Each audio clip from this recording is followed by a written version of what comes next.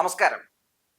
LDFന്റെ തുടർഭരണം കണ്ട് വെറിപൂണ്ട ഇടതു വിരുദ്ധർ വന്ന് ഇപ്പോൾ ഇടതുപക്ഷ വനിതാ നേതാക്കൾക്കെതിരെ നടത്തിക്കൊണ്ടിരിക്കുന്ന ചില സൈബർ വേട്ടകൾ, ചില തെമ്മാടിത്തരങ്ങൾ അത് തുറന്നു കാട്ടാതെ വയ്യ. കഴിഞ്ഞ ദിവസം കൊല്ലം CPM സമ്മേളനം മാതൃകാപരമായി സംഘടിപ്പിക്കുന്ന ഒരു കാഴ്ച എല്ലാവരും കാണാനിടയായി. അപ്പോൾ ആ സമ്മേളനത്തിന്റെ ശോഭ കെടുത്താൻ വേണ്ടി ചില വ്യാജ പ്രചരണങ്ങളുമായി ഇറങ്ങിയിരിക്കുകയാണ് ഇടതുവിരുദ്ധർ.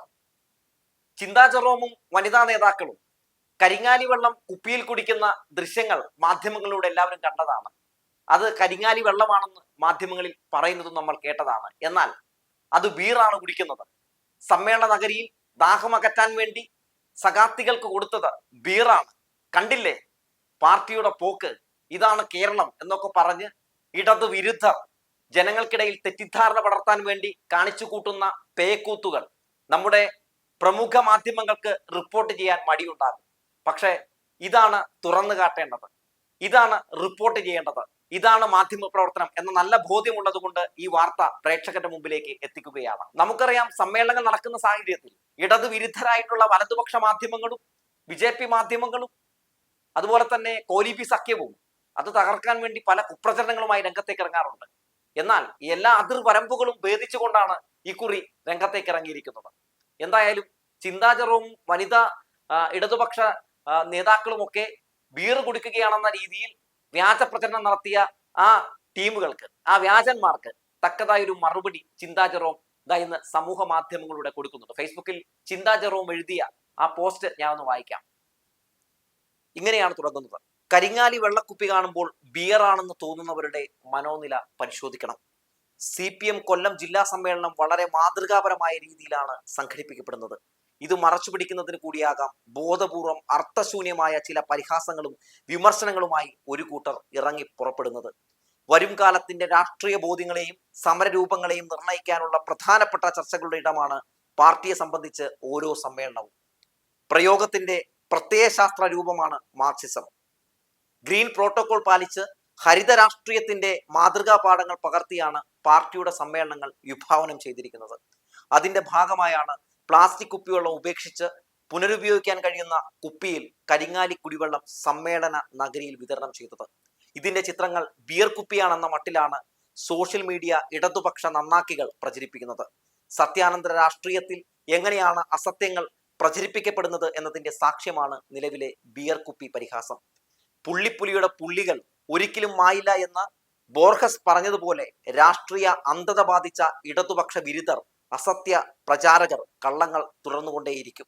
അവർ എത്രയും വേഗം തങ്ങളുടെ മാനസിക നില പരിശോധിക്കാൻ തയ്യാറാകണമെന്നാണ് ചിന്താ ജെറോം പറഞ്ഞിരിക്കുന്നത്. ചിന്താ ജെറോമിന്റെ പ്രതികരണത്തിന് വലിയൊരു പിന്തുണ, വലിയൊരു കയ്യടിയാണ് നമ്മുടെ കേരള സമൂഹത്തിൽ നിന്ന് കിട്ടിക്കൊണ്ടിരിക്കുന്നത്. ഇങ്ങനെ തന്നെ വേണം ഇത്തരക്കാരെ നേരിടാൻ, ഇത്തരക്കാർക്ക് ഇത്തരത്തിലുള്ള മറുപടി തന്നെ കൊടുക്കണം എന്നാണ് എല്ലാവരും ഒറ്റക്കെട്ടായി പറഞ്ഞുകൊണ്ടിരിക്കുന്നത്. ഇത്തരത്തിലുള്ള വ്യാജ പ്രചരണങ്ങൾ നടത്തുന്നവരുടെ ലിസ്റ്റ് എടുത്ത് പരിശോധിച്ച് നോക്കിയാൽ സംഘികളും കൊങ്ങികളും യൂത്തന്മാരും ഒരേ രീതിയിൽ ഒന്നാമതെത്താൻ വേണ്ടി മത്സരിക്കുന്ന കാഴ്ചയാണ് നമുക്ക് കാണാൻ സാധിക്കുക. ഇന്നലെ മാധ്യമങ്ങൾ ഈ വാർത്ത പുറത്തുവിട്ടപ്പോൾ തന്നെ ഇങ്ങനെ ഒരു വ്യാജ പ്രചരണം നടത്താൻ സാധ്യതയുണ്ടെന്ന് നമുക്കൊക്കെ മനസ്സിലായതാണ്. അതുപോലെ തന്നെ ആ രീതിയിൽ തന്നെ വ്യാജ പ്രചരണം ഇറക്കിക്കൊണ്ട് ജനങ്ങളെ തെറ്റിദ്ധരിപ്പിക്കാനുള്ള ഒരു പുതിയ തന്ത്രം അവർ പയറ്റുന്ന സാഹചര്യവും ഉണ്ടായി. നമുക്കറിയാം, ഈ ഇടക്കാലത്ത് നമ്മുടെ ഈ കോലീബി സഖ്യത്തിന്റെ, ഈ ഇടത് വിരുദ്ധരുടെ പ്രധാനപ്പെട്ട തൊഴിലെന്ന് പറയുന്നത് ഇടതുപക്ഷ വനിതാ നേതാക്കളെ സമൂഹ മാധ്യമങ്ങളിൽ അങ്ങ് അപകീർത്തിപ്പെടുത്തുക എന്നുള്ളതാണ്. ആശയങ്ങൾ കൊണ്ട് നേരിടാൻ കഴിയാതെ വരുമ്പോൾ ഇത്തരത്തിൽ വ്യാജ പ്രചരണങ്ങൾ നടത്തിയാണ് ഇവർ രാഷ്ട്രീയം പയറ്റുന്നത്.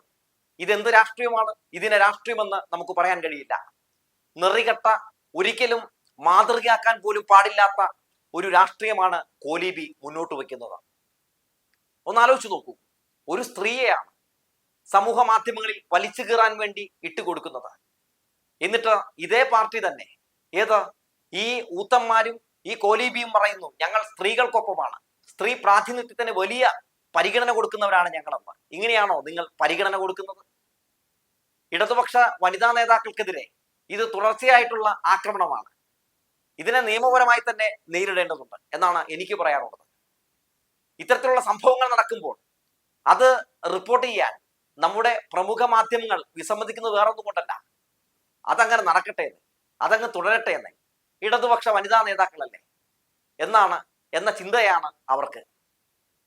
എന്തായാലും ഈ സമ്മേളനം നല്ല രീതിയിൽ നടക്കുന്നത് കാണുമ്പോൾ ഇവർക്ക് ഇത്തരത്തിലുള്ള ചൊറിച്ചിലുണ്ടാകാനുള്ള കാരണം വേറൊന്നുമല്ല. ഒരു മണ്ഡല സമ്മേളനമോ ഒരു ജില്ലാ സമ്മേളനമോ ഒരു സംസ്ഥാന സമ്മേളനമോ ഇവരുടെ പാർട്ടിക്ക് നടത്താൻ കഴിയുന്നില്ലല്ലോ. അപ്പോൾ ഇതെല്ലാം നന്നായി നടത്തുന്ന ഒരു പാർട്ടിയെ കാണുമ്പോൾ സ്വാഭാവികമായും ഇത്തരത്തിലുള്ള ചില ചൊറിച്ചിലുകൾ തോന്നും, സ്വാഭാവികമാണ്. ഇനി ഇവരൊക്കെ ഇത്തരത്തിലുള്ള സമ്മേളനങ്ങൾ നടത്താതിരിക്കുന്നതാണ് നല്ലത്, വേറൊന്നും കൊണ്ടല്ല. യൂത്ത് കോൺഗ്രസ് പണ്ടൊരു സമ്മേളനം നടത്തി വെള്ളമടിച്ച് അവസാനം പ്രശ്നം ഉണ്ടായത് എല്ലാവർക്കും ഓർമ്മയില്ലേ?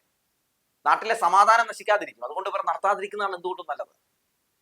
ഇടതുപക്ഷ വനിതാ നേതാക്കളെ ഇത്തരത്തിൽ കടന്നാക്രമണം നടത്തുമ്പോൾ എങ്ങനെ പ്രതിരോധിക്കണം എന്നതുകൂടി ചിന്താ ജെറോമത ഈ ഒരു പോസ്റ്റിലൂടെ വളരെ വ്യക്തമായി തന്നെ കാണിച്ചു കൊടുക്കുന്നുണ്ട്. വ്യാജ പ്രചരണം വരുമ്പോൾ തന്നെ അപ്പോൾ തന്നെ ഇത്തരത്തിൽ പ്രതികരിക്കണം. മാത്രവുമല്ല, ഈ ഇടക്കാലത്ത് നടന്ന ചില സംഭവവികാസങ്ങളൊന്നും എടുത്തു നോക്കൂ. ഈ ഇടത് വിരുദ്ധരുടെ, ഈ കോൺഗ്രസിന്റെ, യൂത്ത് കോൺഗ്രസിന്റെ, BJP-യുടെ ഒക്കെ ഇടപെടലുകൾ എങ്ങനെയാണ്? അതായത് ആരെങ്കിലും ഒരാൾ ഇടതുപക്ഷത്തിലേക്ക് വന്നാൽ ആക്രമണം നടത്തുന്ന ആരെയാണ്? ആ ഇടതുപക്ഷത്തിലേക്ക് വന്ന ആളെ മാത്രമല്ല, അദ്ദേഹത്തിന്റെ കുടുംബത്തെ ഒന്നടക്കം ആക്രമിക്കുകയാണ്. ഇപ്പൊ ഡോക്ടർ പി സരിൻ കോൺഗ്രസ് വിട്ട് ഇടതുപക്ഷത്തിലേക്ക് വരുന്ന സാഹചര്യം ഉണ്ടായി. സരിനെ ആക്രമിച്ചതേക്കാൾ കൂടുതൽ അദ്ദേഹത്തിന്റെ പ്രിയ പത്നിയായിട്ടുള്ള സൗമ്യ സരിനെയാണ് ആക്രമിച്ചത്. അശ്ലീല പദങ്ങൾ ഉപയോഗിച്ചു, വല്ലാത്ത രീതിയിൽ മോശമായിട്ടുള്ള കമന്റുകൾ ഇട്ടു, പറയാൻ പോലും കൊള്ളില്ലാത്ത പല രീതിയിലുള്ള കമന്റുകൾ ഇട്ടുകൊണ്ടാണ് സൗമ്യ സരിനെതിരെ ഇടത് വിരുദ്ധർ രംഗത്തേക്ക് വന്നത്. അത്തരക്കാരുടെ ലിസ്റ്റ് എടുത്ത് പരിശോധിച്ച് നോക്കിയാൽ എല്ലാ ഇടത് വിരുദ്ധരെയും നമുക്ക് കമന്റ് ബോക്സിൽ കാണാൻ സാധിക്കും എന്നുള്ളതാണ്. മനോനില തെറ്റിയ ഒരുപറ്റം ആളുകളെ നമുക്കതിൽ കാണാൻ സാധിക്കും. ഒരിക്കൽ പോലും ഇടതുപക്ഷത്തെ സപ്പോർട്ട് ചെയ്തുകൊണ്ടോ അല്ലെങ്കിൽ ഏതെങ്കിലും ഒരു രാഷ്ട്രീയത്തെ സപ്പോർട്ട് ചെയ്തുകൊണ്ടോ സൗമ്യ സരിൻ സംസാരിച്ച് നമ്മൾ കേട്ടിട്ടേ ഇല്ല. ഒരു രാഷ്ട്രീയവും ഇതുവരെ പറഞ്ഞിട്ടില്ലാത്ത ഒരാളെ അദ്ദേഹം, ആ സ്ത്രീയുടെ ഭർത്താവ് ഇടതുപക്ഷത്തിലേക്ക് വന്നു എന്ന കാരണത്താൽ അങ്ങ് കടന്നാക്രമിക്കുകയാണ്, അവരെ അങ്ങ് ഇല്ലായ്മ ചെയ്യാനുള്ള ശ്രമം നടത്തുകയാണ്. എത്ര നെറികെട്ട പൊളിറ്റിക്സ് ആണിത്! ഇതിനു മുമ്പ് നടന്നിട്ടില്ലേ സമാനമായ രീതിയിലുള്ള ചില നീക്കങ്ങൾ? വിഴിഞ്ഞം ഉദ്ഘാടന സമയത്ത് മുഖ്യമന്ത്രി പിണറായി വിജയനെ പ്രകീർത്തിച്ചുകൊണ്ട്, പുകഴ്ത്തിക്കൊണ്ട് പോർട്ടിന്റെ MD കൂടിയായ ദിവ്യ IAS ഒരു പ്രസംഗം നടത്തിയതിന്റെ പേരിൽ ദിവ്യയെ ഇടതുപക്ഷ വിരുദ്ധരായിട്ടുള്ള പല ആളുകളും, ഏത് UDF-ന്റെ സൈബർ വിങ് അതിരൂക്ഷമായ രീതിയിൽ സൈബർ ആക്രമണം നടത്തിയിട്ടില്ലേ? മോശമായ രീതിയിൽ സൈബർ ആക്രമണം നടത്തിയിട്ടില്ലേ? ശബരിനാഥിന്റെ ഭാര്യയാണെന്ന് പോലുള്ള പരിഗണന പോലും കൊടുക്കാതെ, ശബരിനാഥിന്റെ പ്രിയ പത്നിയാണ് എന്ന ഒരു പരിഗണന പോലും കൊടുക്കാതെ എത്ര നെറികെട്ട രീതിയിലുള്ള ഒരു സൈബർ ആക്രമണമാണ് ആ സമയത്ത് നടത്തിയത്.